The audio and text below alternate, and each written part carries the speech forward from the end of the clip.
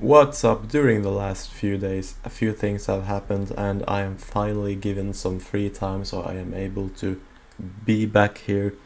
And while I was away, just now Trump endorsed Blake Masters in Arizona, which is, I believe, one of the best endorsements he could ever have made. He did already endorse Vance in Arizona, and he has endorsed Oz in Pennsylvania, and I kind of agree with both of them, especially Vance.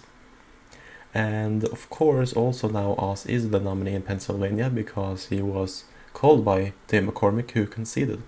But Arizona and Pennsylvania are just two of the states I'm planning to talk about today. So, what's the deal in Pennsylvania? We do have our two nominees for the GOP at the moment, Dr. Oz for Senate and Doug Mastriano for governor. If you haven't watched a lot of my previous videos, I actually have used Mastriano in alternate history scenarios, and I have trolled him earlier. So the fact that he's actually a nominee, I guess that surprised me, but I'm definitely hoping he is going to win.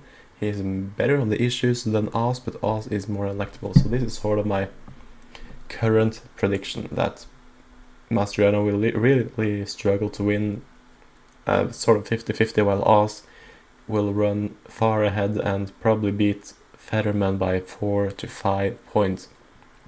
So that's where we are. Oz is more electable, I mean, there's no doubt.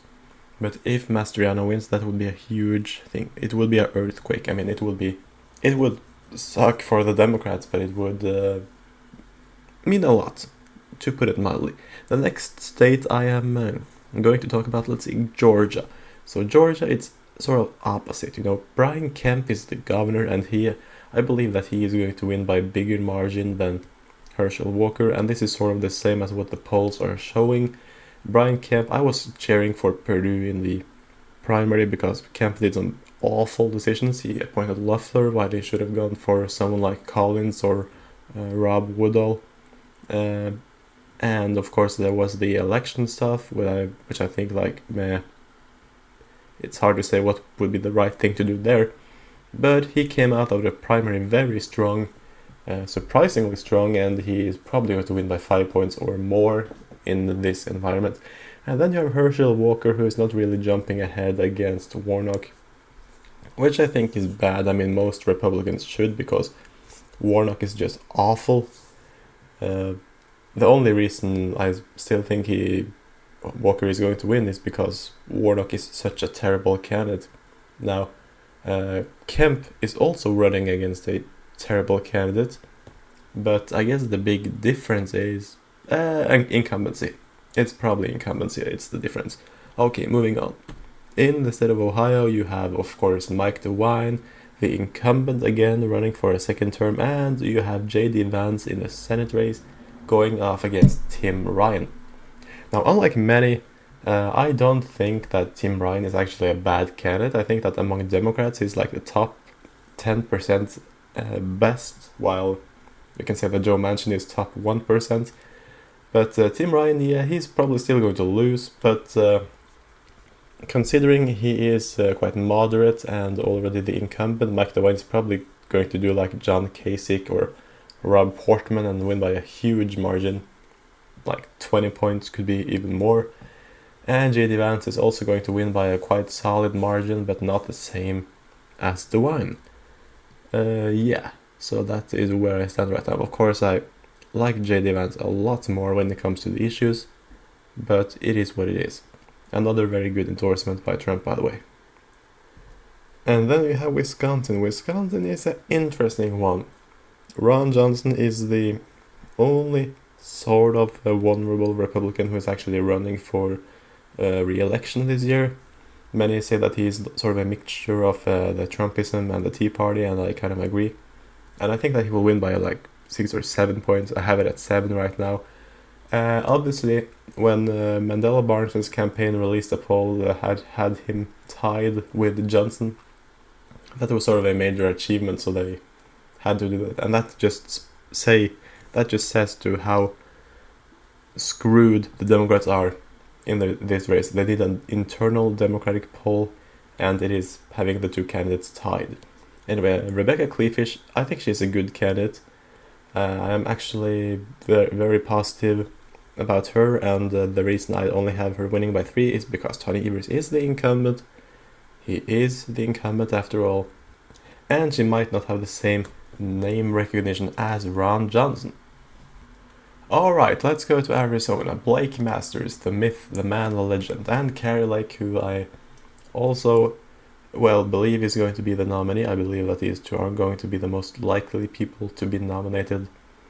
Of course, we don't know yet, but Blake Masters is the maybe the best candidate in the entire country, and Trump has just endorsed him, which is, good for the movement, I should say. Of course, he is running against an incumbent, and no poll has really yet had the Republicans ahead, even though all the polls that have come out are like Democratic and, I don't know, taken from Southern Phoenix or Tucson or whatever. Carrie Lake is not running against an incumbent, she is running against a terrible candidate for an open seat.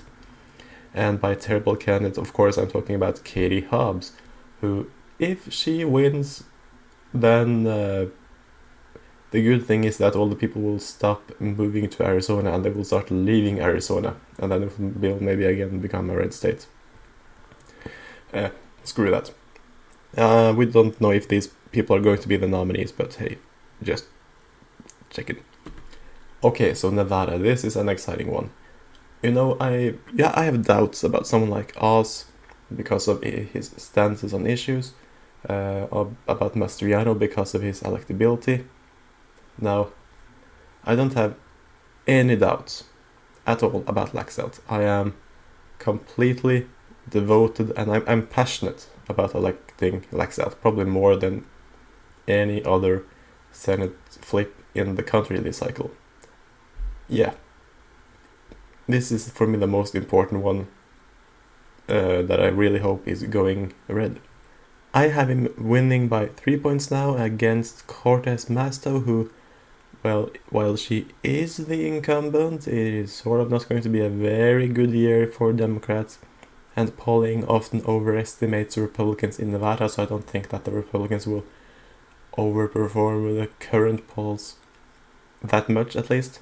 And then you have Joe Lombardo, who is running against Sisolak, who is actually doing quite well in the polls, also against Lombardo.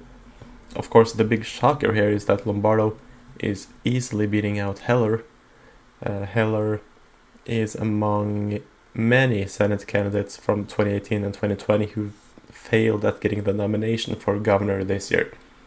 Along with, David Perdue failed in Georgia, Jimmy Renacci in Ohio, Lou Barletta in Pennsylvania, and Dean Heller again here. So it's probably going to be these two guys who are running on the GOP ticket, and I am, as I said, passionate about having Laxalt represent Nevada in the Senate. And the last state I was looking at, because it is a meme edition, is New Hampshire. We obviously know what's going to happen in the governor's race. It might be actually a bit too low there. He's probably going to win by more than a 65% margin. But in the Senate race, Chuck Morris, he is definitely one of the biggest meme candidates this cycle. Unfortunately, we don't know too much because there has only been one poll from the primary there, and it does have Don Bullock doing very well. And he could be a nice nominee as well, but again, Morris was leading against Hassan in one of the very, very new polls. And I do believe that with the momentum on the Republican side, he could very well win. And the chances that the Democrats have at winning the governor's race, it is like the watch in Pulp Fiction, right? It's up someone's ass. It doesn't exist. And this should leave the balance right here, I believe, at 54-46. We will see how it goes. A lot may still change until election day. We will have to wait for some more primaries. But anyways, thank you all so much for watching, and I'll see you next time.